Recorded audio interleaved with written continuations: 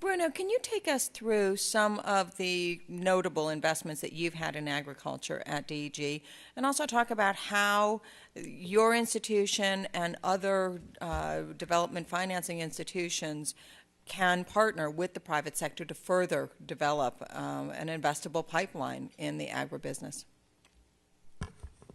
Yes, many thanks. My colleague from IFC, when opening this conference, mentioned that for IFC the priorities are in agriculture and infrastructure in Africa, and it's the same for DEG, and talking also on behalf of the European Development Finance Institute, it's the same.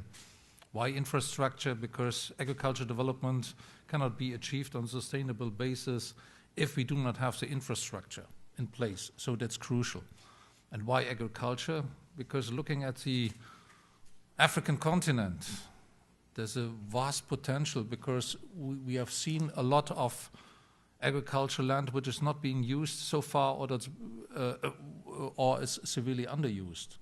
So we are very much convinced that Africa could feed a growing world population once we have the environment in place. And looking to the minister, I think one of the key aspects we would like to see as a Development Finance Institute, that African governments create the enabling environment which helps the private investor to come in order to realize this huge potential. The second issue I would like to mention in this audience is also that we as DEG, that we see that we have a reasonable pipeline of investors looking for investment opportunities in the agriculture sector in Africa, but they're hesitating to do so.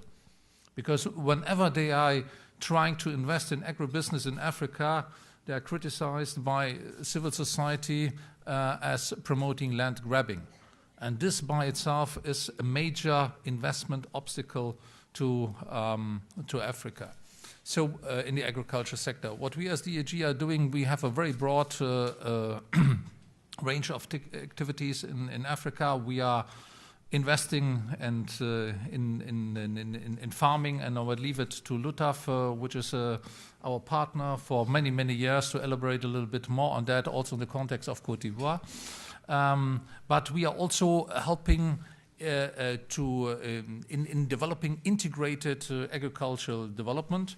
For example, we as a DEG, we had been very crucial to help Beef in 2007 to start with their operation. And if we looked as of today to Beef, what they have achieved in terms of integrated agriculture development in Zambia, I think that's a real success story.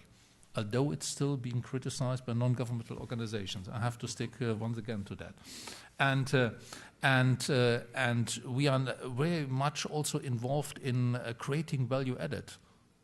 For example, we have a company which is our client in Kenya, which is producing juice out of products being produced by 38,000 small farmers. And I think this is a model we like very much, because with this kind of outgrower schemes we can help also to help small farmers to improve their business model. Final point is, with the help of the Melinda and Gates Foundation, we are investing heavily on a project which is called Kompaki, and which covers more than 60,000 small farmers in the cotton industry, and trying to improve the productivity, and by increasing the productivity of these small farmers, helping them not only to survive, but also to make a better living in the future.